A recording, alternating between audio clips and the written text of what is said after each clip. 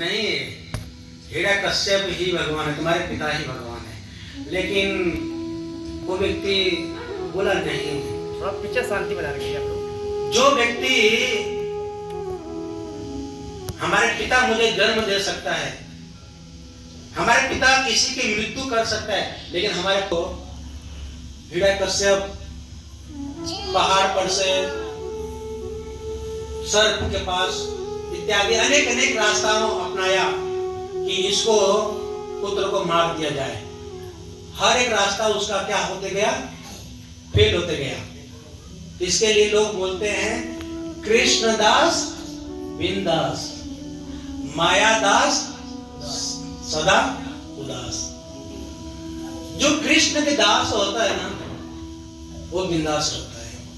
उसको मालूम है कि जो करने वाले हमारे ठाकुर जी करने वाले, हम तो एक निम्न जीव हैं। तो कहने का मतलब है कि लास्ट में जब ये संदेश सब लोग परेशान हो गया कि भैया अब मेरे पुत्र को कौन सा नियम अनुसार मारा जाए, तो हिरण्यकश्यप की बहन बोली बस भैया ये छोटी सी बात, वो तो मैं ऐसे ही कर दूंगा, आप मुझे मेरे साथ दे दीजिए। मुझे ब्रह्मा जी ने क्या दिया है, वरदान दिया है कि तुम अग्नि में, अग्नि तुझे जला नहीं सकती है।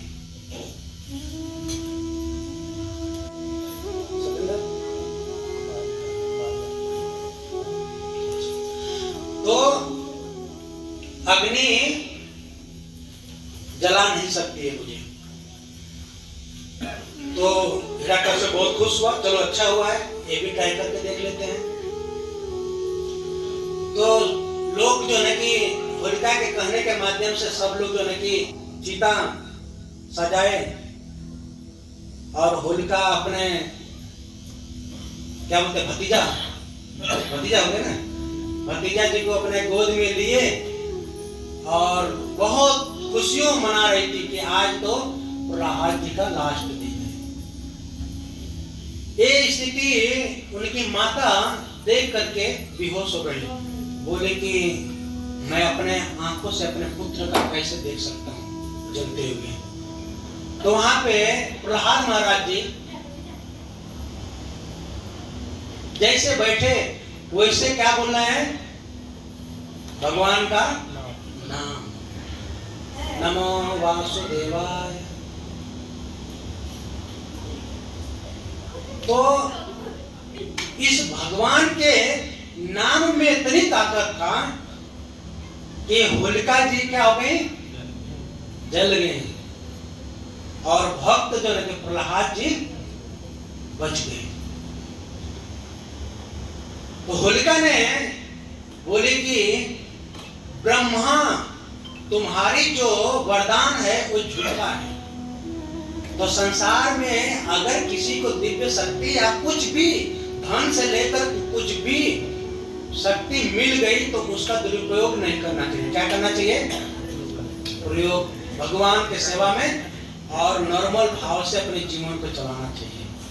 ये नहीं कि हम हवा में उड़े, हवा में उड़ेंगे तो क्या होगा, ज्यादा अगर गुब्बारे में हवा भर गया तो उड़ जाएगा। तो होलिका जी को ब्रह्मा जी बोले कि मैं संसार की भलाई के लिए तुमको वरदान दिया था, और वो भी तुम किसको मारने के लिए जा रही थी, मेरी शक्ति लेकर के तुम किसको मारना चाह रही थी। तो कहते हैं जो कृष्ण के भक्त होते हैं, कृष्ण के भक्तों को माया देवी देवता भी, ये तो काली दुर्गा इत्यादि जो भी हैं, ये लोग कुछ भी भगवान के भक्तों से डरते हैं, क्योंकि भगवान के भक्त और डरते कैसे हैं, और कैसे सभी लोगों को मालूम पड़ेगा भगवान का भक्त है और बाकी लोग अभक्त हैं। यमराज जी को कैसे मालूम पड़ता है कि ये नरकलोक जाने के लायक है और ये स्वर्गलोक कर्म के हिसाब से जाने वाला है। तो जैसे संसार में दो प्रकार के कुत्ते होते हैं, एक कुत्ता होता है पालतू और एक कुत्ता होता है फालतू। तो जो फालतू कुत्ता होता है उसके गले में कुछ नहीं होता है। उसको कोई भी एक डंडा मारेगा वो क्या भाग बोलते हुए निकल जाएगा। लेकिन जो पालतू कुत्ता रहता है, अगर आपके बगल में कोई पालतू कुत्ता है, उसके गले में पट्टा है, तो क्या मालूम पड़ता है कि वो पालतू है। जब पालतू कुत्ता अगर उसके गले में पट्टा पड़ा है और उसके मालिक के सामने अगर उसको मार के देख लो, क्या होगा? उसका मालिक आपको साथ झगड़ा कर दे। इतना तक कि अगर अमेरिका रहेगा तो जेल में भी आपको जाना पड़ जाएगा। तो कहने का मतलब है कि जब एक निम्न इस भौतिक जगत में एक पालतू कुत्ता के लिए इतनी सब कुछ मालिक कर सकता है, तो अगर हमारे गले में अगर ये तुलसी जी ये जो पट्टा पड़ा हुआ है, इस पट्टे को देख करके क्यों भगवान किसी को छोड़ेंगे? या होलिका जी को या हिरण्यकश्यप को क्या क्या नहीं वरदान मिला था, लेकिन सब वरदान फेल। सब वरदान जो लगी जितनी थी सब पता चला नेटवर्क काम नहीं कर रहा है। कहने का मतलब है कि हमारे जो भी शरीर में हमें मिला है उसको अपने जीवन में भगवत भक्ति और सामाजिक सेवा में, भगवान के सेवा में लगाना चाहिए। दूसरी चीज है, इसके माध्यम से हम लोग अब होलिका तो एक बार गलती किया, होलिका एक बार गलती किया, लेकिन समाज के लोग जो है उसको हर एक साल जलाते हैं। बेचारी पता नहीं, वो बोलेंगे कि अरे अब तो बंद कर दो, कितनी बरिश हो गए, कितनी जलाओगे।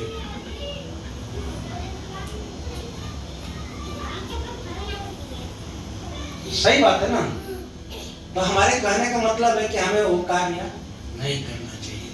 दूसरा चीज है कि इस माध्यम से हम होली, तो वहां पे दो चीज आ जाती है कि अब लोग होलिका जैसे रात को जला, दूसरका दिने लोग, कुछ लोगों को तो शोर मच गया, जिसकी मोबाइल उस समय नहीं दूर था, तो सब लोगों को तो विचार था कि आज प्रहलाद मर गए। खुशियों में जो है कि असुर कुल के थे, सभी लोग असुरी रूपी भाव था, ले अपना असुर कुल का खाना आहार प्रहार चालू था वो लोगों का। आज बताइए कि उस हिरण्यकश्यप और आज कलयुग में हिरण्यकश्यपों में क्या अंतर है? हम लोगों को जब होली का दिन आता है तो उस दिन मार्केटें बंद हो जाती है और शाम को ही दारू की दुकान, बाप रे, सबको एक ही चीज नशा है कि कल के दिन होली है और आज जितना मर्जी उतना दबा करके खाओ पियो, और कल सुबह सुबह जो रिलेशन, रिश्तेदार इत्यादि जो भी आएंगे सबको दबा दबा कर पिलाना है और चिकन मटन जीव हत्या करके उसको खिलाना है। आप विचार करो कि उस हिरण्यकश्यप में, उस होलिका में और हमारे में क्या अंतर है? कुछ अंतर है? कुछ अंतर। तो हमारे कहने का मतलब है कि लोग होली का मतलब ये समझ लेता है कि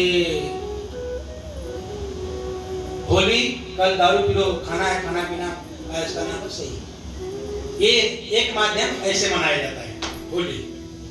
दूसरा का माध्यम, ये तो हमारे यहाँ की होली होती है, हरे कृष्णा कृष्णा कृष्णा हरे राम राम राम हरे।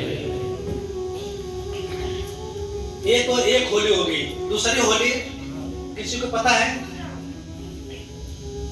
दूसरा होली और किसी को पता है? चलिए, हमें भी नहीं पता है, फिर भी कोशिश कर रहे हैं। ब्रज वृंदावन में होली कितनी साल तक, कितने दिन से मनाया जाता है? 40 दिन से। बसंत पंचमी से।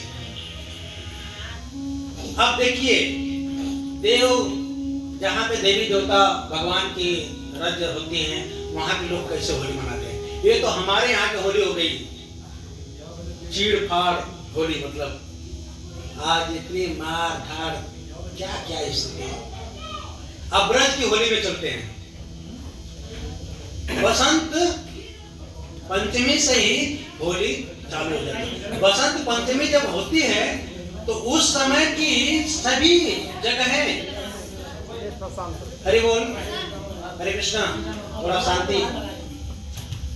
बसंत पंचमी से हमारी चारों ओर की खेतें, पहाड़े इत्यादि सब कुछ फूले, इतनी मतलब कि हरा, नीला, अन्य अन्य कलरों में घुलते मिलते हैं। जब घुलने मिलने लग जाते हैं तो एक चीज भगवान को बहुत प्यारा लगता है। तो जब ऐसा भगवान को प्यारा लगता है तो भगवान भी सोचते हैं कि हम भी क्यों न अपने प्रेम से, अपने प्रेमिका के लिए क्यों न हम भी घुल मिल जाएं।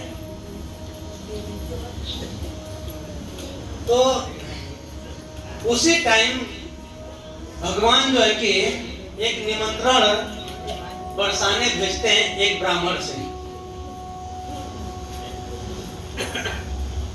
कि जाइए आप बरसाना और बोलिए कि हम राधा रानी जी को हमारा संदेश भेजिए और बोलिए कि हम आपके साथ अपने जीवन, अपने आनंद के साथ में आनंद लेना चाहते हैं। मतलब उसको विचार रूप से बोला जाए तो भगवान का विवाह का प्रस्ताव लेकर के ब्राह्मण जाता है। कि कहाँ पे जाता है ब्राह्मण? बरसाना। तो जब वहां पे बरसाना जब ब्राह्मण जाता है तो ब्राह्मण सब कुछ बातें विचार कर लेता है। करने के बाद बरसाने की जो गोपियां थी, तो अब उस ब्राह्मणों को कैसा सेवा करता है देखिए। पहले तो उसको लड्डू खिलाता है, पहले लड्डू खिलाता है। आज भी हम लोग कुछ भाव अपने शादी विवाह में लेते हैं। हम लोग अगर कहीं अपना शादी विवाह का दिन रखने जाते हैं तो लोग शुरुआत में वहां पर बहुत सम्मान देते हैं। सम्मान देने के टाइम पे उसको लड्डू पहले खिलाएंगे।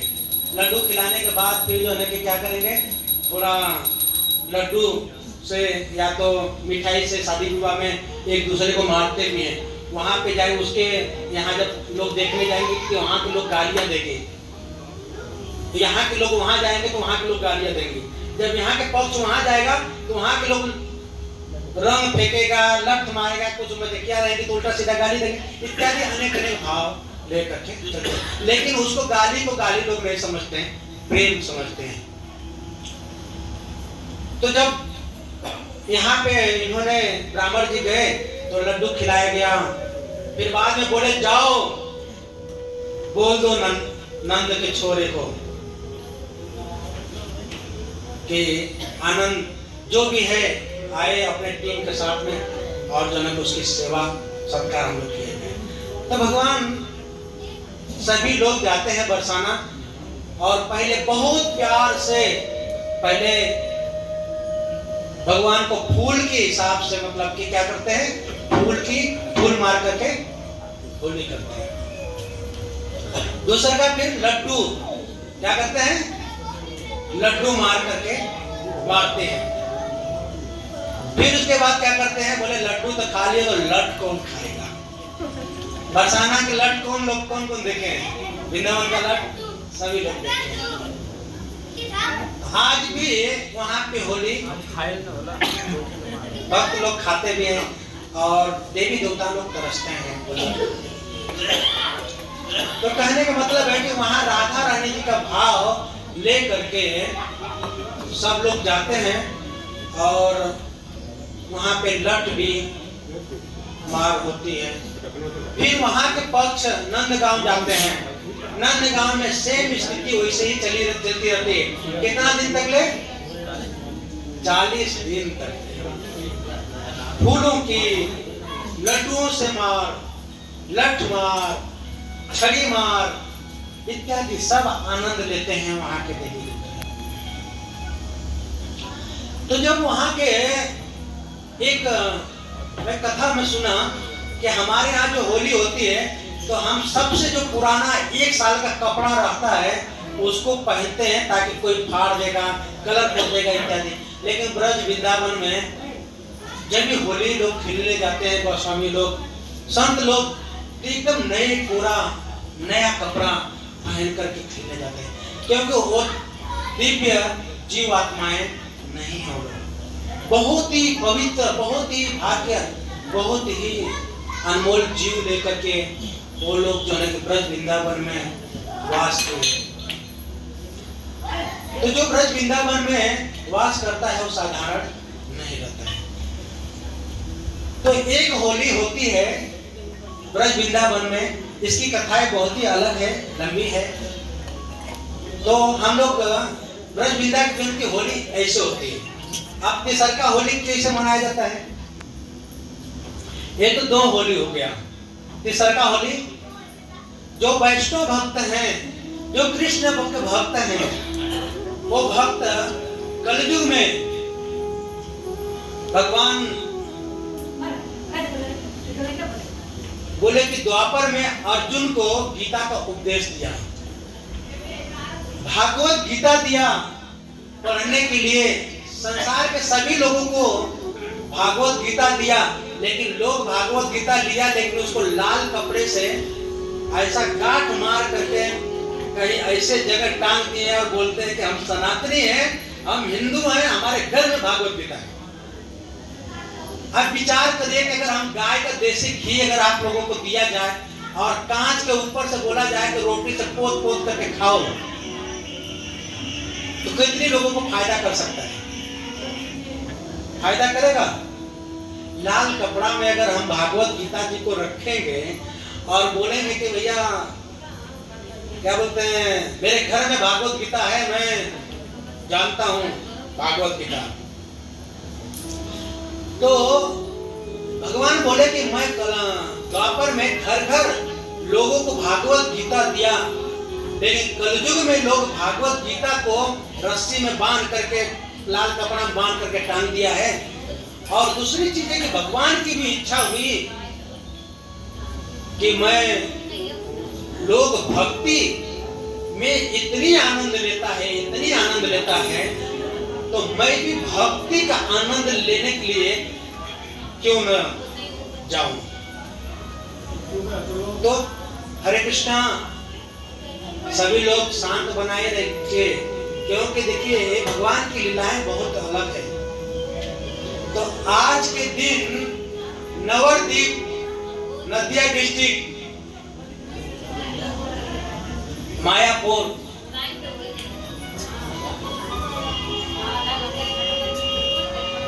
नवरदीप में सची माता के यहाँ जगन्नाथ मिश्रा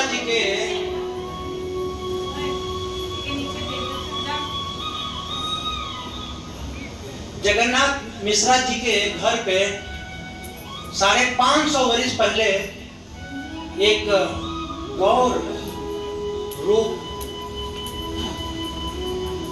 तप्त कांचन गौरांग, जैसे एकदम सोना के जैसे दहकती हुई सोना के समान भगवान चैतन्य महाप्रभु के रूप में अवतार लिए। चैतन्य महाप्रभु जब ये अवतार नवरदीप में लिए, नदिया डिस्ट्रिक्ट में, तो जन्म से ही नीम के पेड़ के नीचे उनका जन्म हुआ। तो उस जब कोई घर में ज्यादा कारण रहता है तो लोग थोड़ा नाम कड़वे जैसा रखता है कि ताकि टोटका चला जाए। तो एक वहां की माता जी ने उनका नाम नीम के पेड़ के पास रखा था, बोले नीम का पेड़ कड़वे होता है तो इसका नाम हम लोग निमाई रख दिया जाए। भगवान चैतन्य महाप्रभु जैसे ही इस धरती पे अवतार लिए, वैसे ही अपने आंखों और अपने जोर जोर से रोने की आवाजें करने लगे। वो शांत ही नहीं हो रहे थे, इतना चिल्ला रहे थे, इतनी चिल्ला रहे थे कि उस नदिया डिस्ट्रिक्ट में सब लोगों के मन में विचार आ गया तो ये देखो,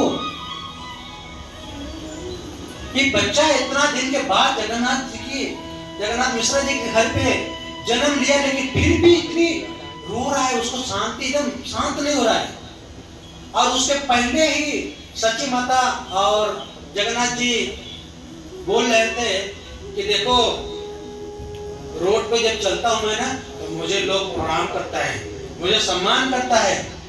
सच्ची माता भी बोलती थी कि मैं जाता हूं तो लोग पता नहीं क्यों मेरे से बहुत आनंद बातें करते हैं, लेकिन लोगों को ये नहीं मालूम था कि सच्ची माता और जगन्नाथ मिश्रा जी को नहीं, जो माता जी के गर्भ में जो भगवान कृष्ण थे वो जो है कि उनको सब लोग प्रणाम करते थे।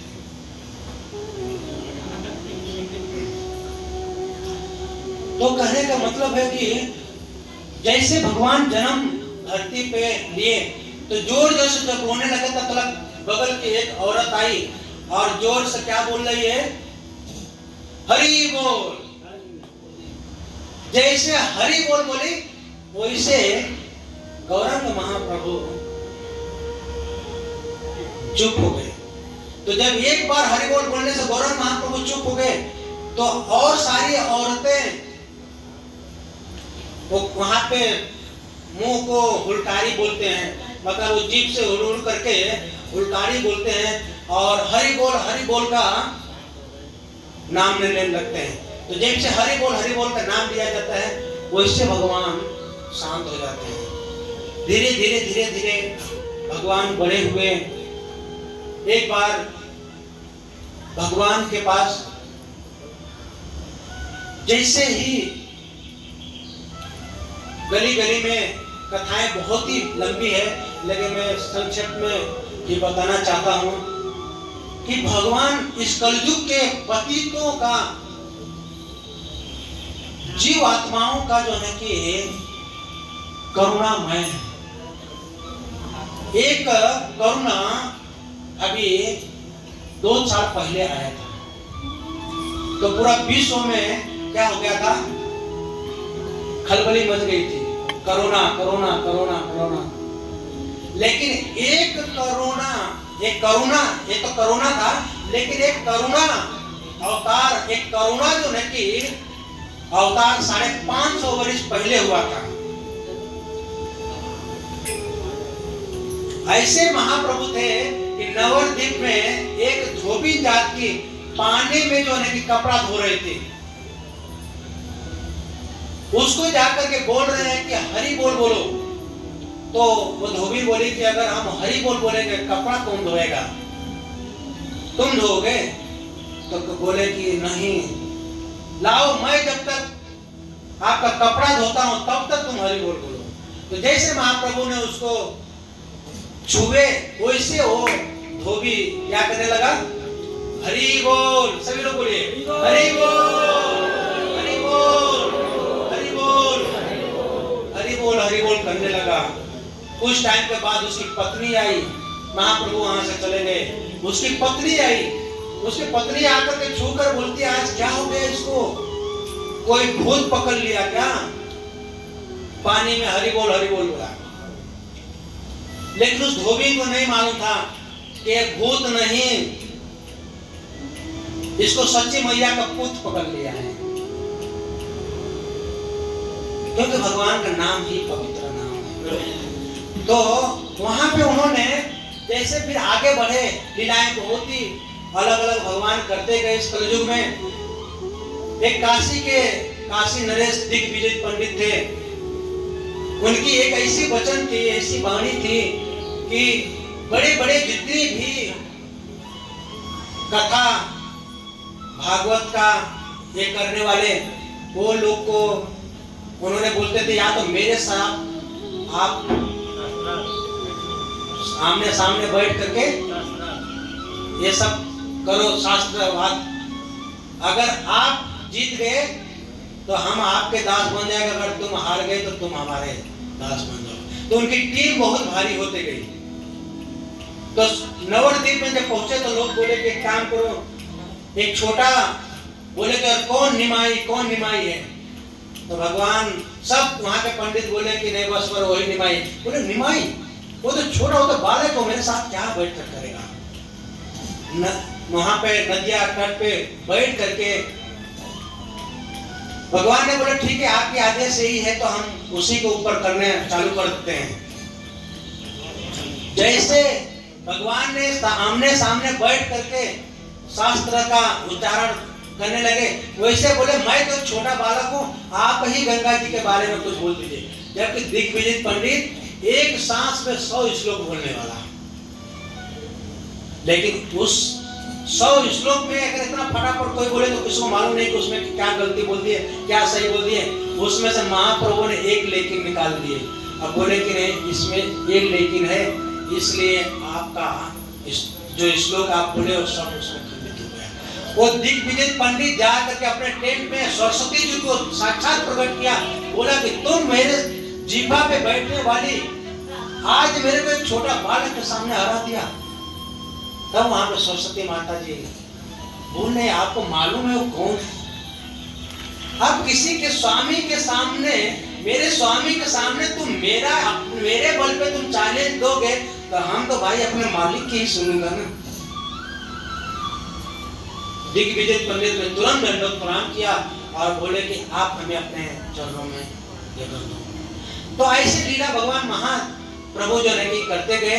तो आज जो है कि चैतन्य महाप्रभु का प्राकट्य दिवस है। चैतन्य महाप्रभु साक्षात देखिए, यहाँ पे गौर निताई चैतन्य महाप्रभु, नित्यानंद प्रभु दोनों साक्षात भगवान विराजमान है। लोग बोलते हैं कलयुग में भगवान कहाँ जन्म लिए? अरे भैया, आपको लोगों को और राजनीतियों से और दारू के दुकानों से टाइम मिलेगा तब तो आपको पता चलेगा ना कि भगवान कहाँ जन्म लिए। भगवान को जानने के लिए साधु संतों का संग करना पड़ता है, भक्तों का संग करना पड़ता है, कीर्तन करना पड़ता है। आज जो भी हम लोग गांव में प्रचार करते हैं, ये महाप्रभु की कृपा है। और ये जो करुणा महाप्रभु ने फैलाए थे 500 वर्ष पहले,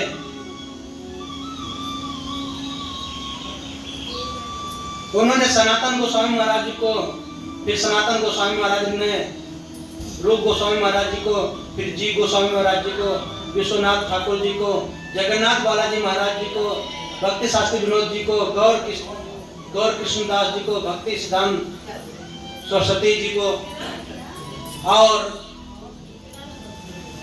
उन्होंने लास्ट में 70 साल के एक व्यक्ति था, जब उसके पास वो कोरोना आया तो जाकर के अमेरिका में 70 वर्ष का विचार करे व्यक्ति अपने घर से बाहर निकलने के लिए सोचता है कि मैं कैसे जाऊं, मेरी बदन, मेरी घुटना में दर्द है। लेकिन प्रभुपाद जी, ऐसी भक्ति वेदांत स्वामी प्रभुपाद जी ने, तो जब वो करुणा का रोग लगा तो जाकर तो करुणा का रोग बोले कि सबसे पहले अमेरिका वालों की जो, तो जाकर तो करुणा का रोग बोले कि